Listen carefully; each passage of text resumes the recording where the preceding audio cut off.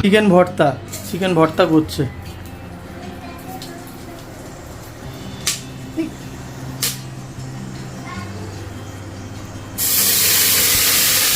দেখো ফুটছে, দেখো মাইক্রোওভেনটা গেল আজকে ভাই, মাইক্রোওভেনটা মনে হচ্ছে গেল।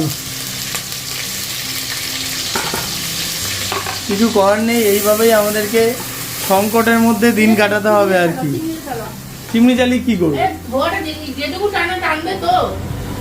এইখান থেকে ধোয়া টানবে না। পেঁয়াজ ভাজা ভাজা হয়ে গেছে, এবার দিয়ে দিচ্ছে আদা রসুন বাটা।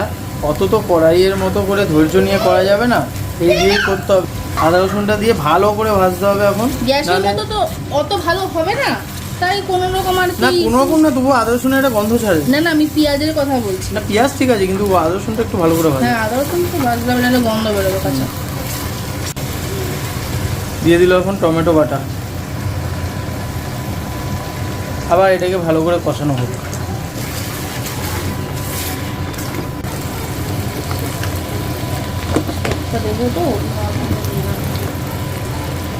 চিকেনে আমাদের নুন দেওয়াই আছে, তবুও একটু বুঝে শুনে নুনটা দিও। আর ভর্তা একটু মিষ্টি মিষ্টি হয়, চিনি দাও, অসুবিধা নেই। আমি ভর্তা অনেক দিন আগে একবার বানিয়েছি। হ্যাঁ, ওকে আমি বলে যাচ্ছি, ও বানিয়ে যাচ্ছে, ভাবা যায়? আমি ওকে বলছি, কারণ ভর্তাটা ও অ্যাকচুয়ালি ভালো বানায়। ভর্তা বেশিরভাগ আমাদের বাড়িতে হলে ভর্তা ওই বানায়, কিন্তু আজকে আমি বানাচ্ছি, ওই জন্য ও বলে দিচ্ছে আর আমি করছি।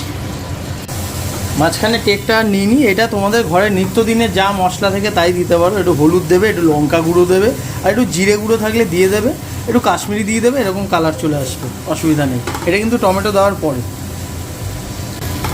কষানো হয়ে গেছে ভালো, তেল ছেড়ে গেছে। এবার দিয়ে দেবো চিকেন। এবার দিয়ে দিচ্ছে চিকেন, চিকনা চলে যাবে।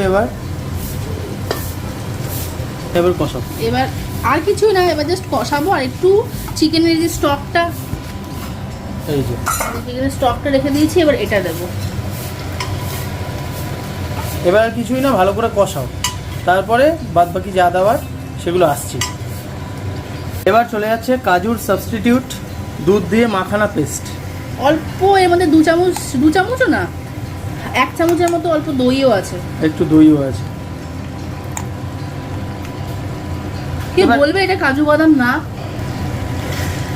দেখো মাখানাটা দেওয়ার পর একটা ক্রিমি একটা টেক্সচার চলে এসছে। এর মনে হচ্ছে না মাখানা, পুরো কাজু বাদামের মতো লাগছে। এবার একটু ওই মাখানা ধোয়া একটু জলটাও দিয়ে দেবে ওর মধ্যে। লাগবে না মনে হচ্ছে, না দিলে দিও না, একটু অল্প দাও, ব্যাস। এবার এটাকে ভালো করে তুমি কষাও। চিকেন তো সেদ্ধ হয়ে আছে, অসুবিধা নেই, হয়েই এসছে। এবার একটু ক্রিম দেবে আর ডিম সেদ্ধ দেবে। ডিমটা সেদ্ধ বসাতে দিয়েছে। হ্যাঁ, আর গরম মশলা দেবো, ব্যাস। তো আমাদের ভর্তা অলমোস্ট রেডি। এইবার দেবে ক্রিম, ফ্রেশ ক্রিম। এবার চলে যাচ্ছে ফ্রেশ ক্রিম। ভর্তার যে মাধুর্যটা, এটা আরও বাড়িয়ে দেবে। লাস্টেরটা কী ছিল? এবার ক্রিমটা দিয়ে একটু ওটাকে 2-3 মিনিট একটু রান্না করে নেবে।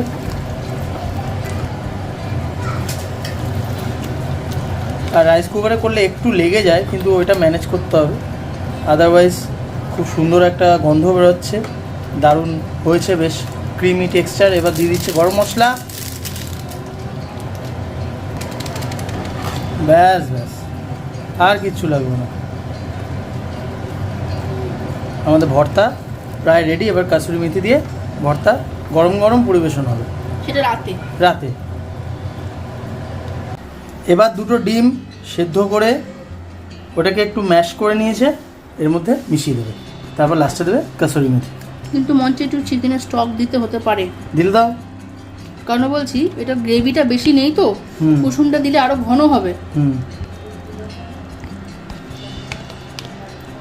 এই যে দেখো আমাদের পারফেক্ট ক্রিমি চিকেন ভর্তা, দেখেছো? দেখো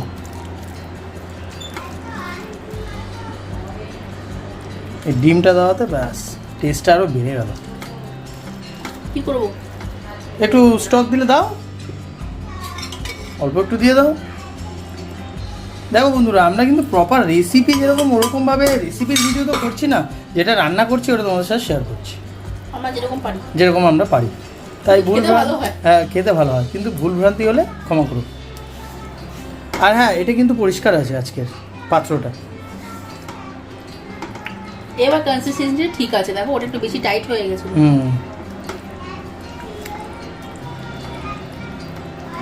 এবার চলে যাবে কাসুরি মেথি।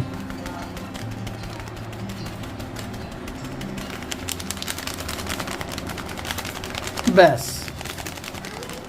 ব্যাস,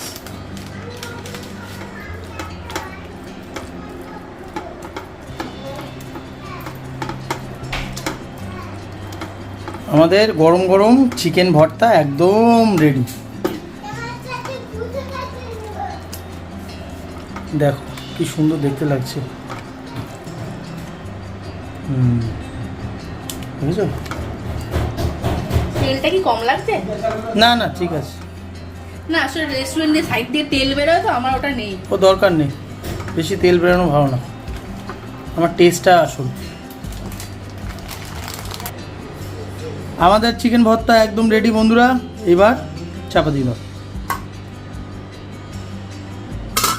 আমাদের চিকেন ভর্তা একদম রেডি হয়ে গেছে, লাস্টে কাচের বাটিতে ঢেলেছে। আর এই ওপরে ধনেপাতা দিয়ে এই সাজানোটা, এটা আমার ক্যাদদারি, আর কিছুই না। জানি সাজানোটা দেখতে খুব বাজে হয়েছে, তবুও যা হয়েছে ভালোই হয়েছে। তো এই হচ্ছে আমাদের চিকেন ভর্তা গরম গরম।